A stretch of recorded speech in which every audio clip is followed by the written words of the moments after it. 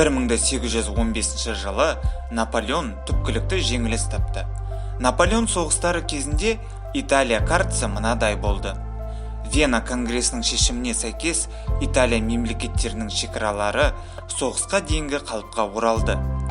Ломбардия мен Венеция жері Австрияға қосылды. Ал көпшілік итальян мемлекеттері Австрияның ықпалында болды.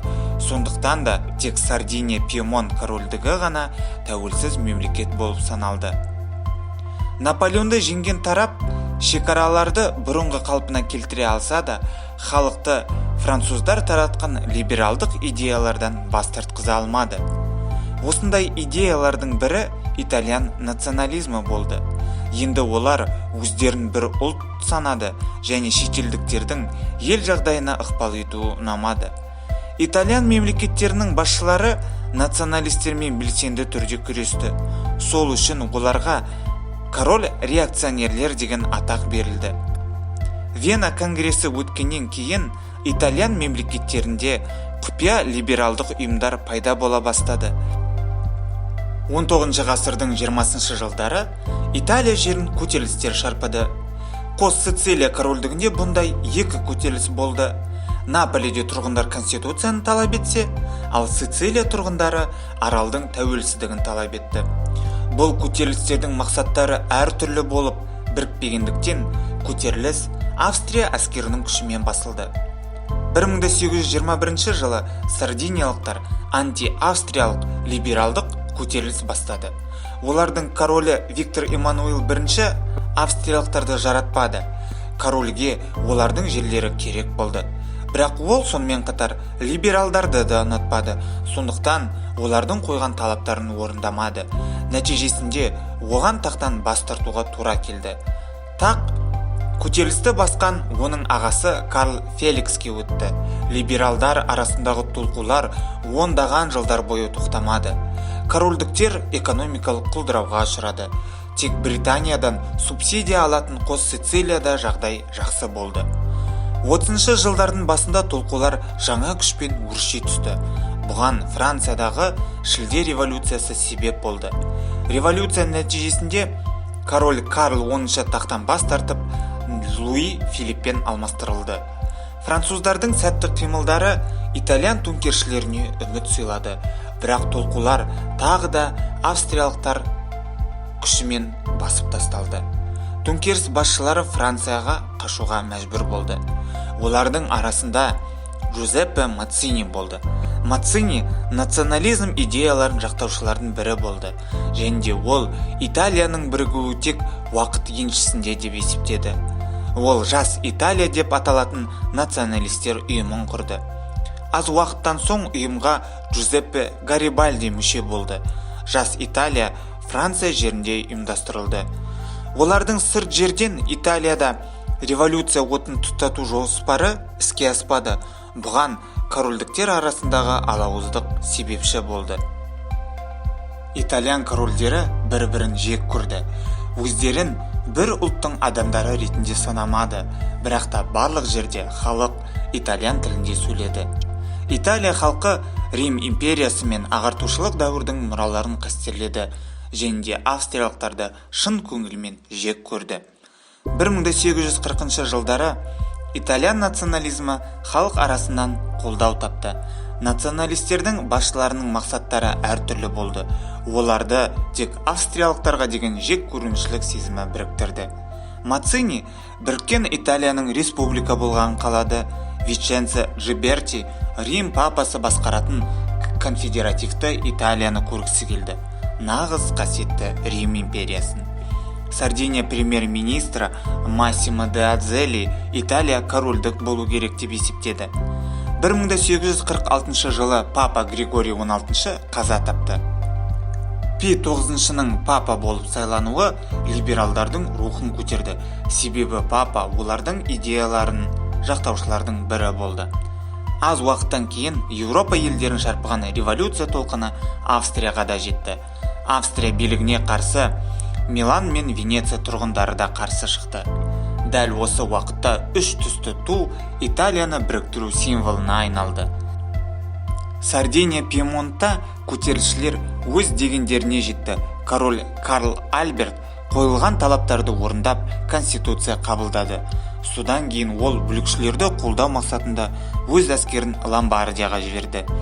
Маршал Иозеф Радецкий қолбасшылық жасаған Австрия әскеріне кері шегінуге тура келді.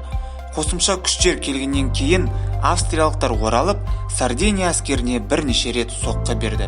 Кустуцу түбінде жеңіліске ұшыраған соң, Карл Альберт бітім сұрауға мәжбүр болды. Басқа итальян жерлерінде революция жалғасып жатты. 1848 жылы Папа Пий IX Римнен қашты. Мацини қаланы жаулап алып, Итальян республикасының құрылғандығы туралы жариялады. Католицизм діні үшін маңызды қаланың құлауы Францияға ұнамады. Сол уақытта Францияда екінші республика орнаған болатын. Президент Луи Наполеон Италия революциясына араласпақшы болып, папаға Римді қайтаруға шешті. Француз әскерлері қаланы аз уақыт ішінде папаға қайтарып, Гарибальди мен көтеріліс басшылары Сан-Мариноға қашып бас сауғалады. Сардиния королі Карл Альберт Австриямен соғысты қайта бастады. Бұл бастама құрдымға кетіп, Сардиния соғыста жеңіліп, тақтан Виктор Эммануил II пайдасына бас тартуына алып келді. Оған жеңген тарапқа соғыс шығындарын өтеу қарызы артылды. 1850 жылдың басына қарай Италия жері бытыраңқы болып қала берді. Ломбардия мен Венеция Австриядан автономия алды. Рим француздардың қолында болды. Сардиния жаңа ту үлгісін қабылдап, конституцияға өзгерістер енгізді. Бұл өзгерістер Виктор Эммануилға кең өкілеттілік берген соң, либералдар бұған қарсы шықты. 1852 жылы Сардиния премьер-министрі болып граф Камило Бенсе де Кавур тағайындалды. Ол либералды идеяларды қолдап, еркін сауда жақтаушысы болды. Ол Сардинияны Британ тәжірибесіне сүйеніп өзгерткісі келді. Өзгерістер жай өту себебіне байланысты, ол халық арасында толқулар туғызбады. Кавурдың үтімді ішкі саясаты ел қазынасын көбейткен соң, ол сыртқы саясатқа кірісті.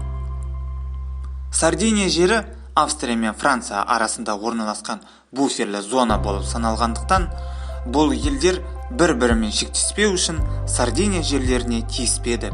Кавур бұны біліп, ашық түрде Австрияға қарсы одақтастар іздеді. 1853 жылы Қырым соғысы басталды. Кавур Франция мен Британияның қолдауына ие болу үшін соғысқа аталған елдер жағында қатысты. Британия көмектен бас тартты, бірақ Францияның императоры атанған Луи Наполеон көмектесуге келісім берді. Бұрын Карбонари мүшесі болған Наполеонға сардиниялықтар толықтай сенді. Олар бұл соғысқа оның өзінің жеке мақсаттары болуы мүмкін екендігін ойламады. 1858 жылы Франк-Сардин келісімнің егжей-тегжей тұстары бекітілді. Сол жылы Модена жерінде қолдан көтеріліс жасалды. Ол жерге Сардиния Пьемонт әскері енгізілді. Австрия Сардинияға соғыс жариялады. Франция Сардиния жағына шықты. Сол уақытта Гарибальди еріктілерден құрылған жасақ құрып, австриялықтарға қарсы партизан соғысын ұйымдастырды. Көтеріліс басқа кішкентай мемлекеттерге де тарады. Жеңіске жеткен бүлікшілер орталық Италияның біріккен провинциялары атты мемлекет құрып, Австрияға қарсы соғысқа қосылды. Сондықтан да бұл соғысты тәуелсіздік үшін екінші итальян соғысы деп те атайды. Ал бірінші болып 1848 жылғы революция саналады. Соғыс барысында екі үлкен шайқас болды. Маджента түбінде француздар жеңіске жетсе, ал Сальферино түбінде біріккен Франк-Сардин әскері тағы да жеңіске жетті. Сальферино түбіндегі шайқасқа 225 мың солдат қатысты. Австрия жағында Пруссияның соғысқа қатысу қаупі туған кезде Наполеон сардиниялықтарды ескертпей, Австриямен бітім шартына қол қойды. Бітім шартына сәйкес сардиниялықтар Ломбардия жерін алды, ал Ницца мен Савойя Францияға берілді. Орталық Италия жерінде көтерілістер тоқтамай, Австрияның шабуылынан қорыққан көтеріліс басшылары Сардиния құрамына қосылуға сұранды. Аннексия 1860 жылы іске асты. Аннексияға ұшыраған кейбір жерлер папаға тиесілі болды, сондықтан аннексия Наполеонның көңіліне тиді. Аннексияға дейін 1859 жылы Сицилияда көтеріліс басталған болатын. Гарибальди көтеріліске араласуға бел шешіп, мыңдықтың жорығын ұйымдастырды. Гарибальдидің 1000 ерікті жауынгерлері Сицилия аралын өз қарамағына алды. Содан кейін олар Неапольға жол тартты. Бұл Франциядан қорыққан Каворға ұнамады, бірақ Гарибальди оған құлақ аспай Неапольді жаулап алды. Жауап ретінде сардиниялықтар папа жеріне кіріп, Рим мен Сан-Маринодан басқа барлық жерді жаулап алды. Сан-Мариноны Гарибальди құтқарған болатын. Себебі ол революция сәтсіздікке ұшыраған кезде Сан-Маринода жасырынды. Сан-Маринодан кетіп бара жатқанда ол қала тұрғындарына Италия мемлекетіне қаланы қоспауға сөз беріп, Кавордан Сан-Мариноның тәуелсіздігіне кепілдік алды. 1866 жылы Гарибальди басқарған оңтүстік Италия жерінде Сардинияға қосылу туралы плебисцит өткізілді. Халықтың көпшілігі бұл істі қолдап, Гарибальди Виктор Эммануилмен кездесіп, ресми түрде оңтүстік Италия жерін Сардинияға қосты. Қызықтысы, Гарибальди республикашыл көзқарастағы адам болды. Оған Италияны біріктіру үшін өз идеалдарынан бас тартуға тура келді. 1861 жылы 17 наурызда ресми түрде Италиян корольдігі құрылды. Бірінші королі болып Виктор Эммануил екінші жарияланды. Ал Флоренция астанасы болып бекітілді. Кавор мен Виктор Эммануил жаңа жерлерді қосу барысында бірнеше проблемаларға кезікті. Оңтүстіктің фабрикалары солтүстікпен бәсекеге түсе алмайтын болып жабыла бастады. Есесіне солтүстік жерлердің соғыс шығындарын жабуға көмектесуге керек болды. Осылайша салық мөлшері арта түсті. Көптеген тұрғындар жұмыстардан айырылған соң бұл салықты төлей алмады. Оның үстіне корольдіктің Рим папасымен қарым-қатынасы әлі де нашар болды. Себебі папаның жерлерден айырылуы оның билігіне кері әсер етті. 1861 жылы оңтүстікте бандит соғысы басталды. Жергілікті бандиттерге қарсы ешқандай іс-шара қолданбаған билікке наразы болған халық көтеріліс бастады. Халық бұрын көтерілістің басшысы болған Гарибальдиден көмек сұрады. Ол қалыптасқан жағдайды пайдаланып, Римді алғысы келді, бірақ ойы іске аспады. Ол жазаға ұшырамады, себебі халық арасында беделі зор болды. 1866 жылы Австрия мен Пруссия арасында соғыс басталды. Италия әлі де өзіне Венеция мен Римді қосуда қалады. Виктор Эммануил Австрияға қарсы Пруссия жағында соғысуға келісімге келіп, Венецияны қайтаруды көздеді. Итальяндықтар соғыста түк бітірмесе де, Пруссия жеңіске жетіп, Венеция жері Италияға қосылды. 1870 жылы Франк-Прусс соғысы басталды. Бұл соғыста да Италия өз мақсаттарына жету үшін пайдаланып қалуға тырысты. Наполеон Римдегі әскерін Францияға қайтарған соң, Рим қорғансыз қалды. Итальяндықтар қаланы қоршауға алып, папаға бірнеше жеңілдіктер беру арқылы қаланы беруге көндіруге тырысты. Ол бас тартқан соң, Римді күшпен алуға тура келді. 1871 жылы Рим Италияның жаңа астанасы болып жарияланды. Біріккен Итальян корольдігі Еуропаның күшті державаларының біріне айналып, әлем сахнасынан ойып тұрып орын алды. Достар, бейнероликтердің жиі шығып тұруы үшін каналға лайк басып жазылуды ұмытпаңыз. Және де коронавирустан аман сау болыңыз.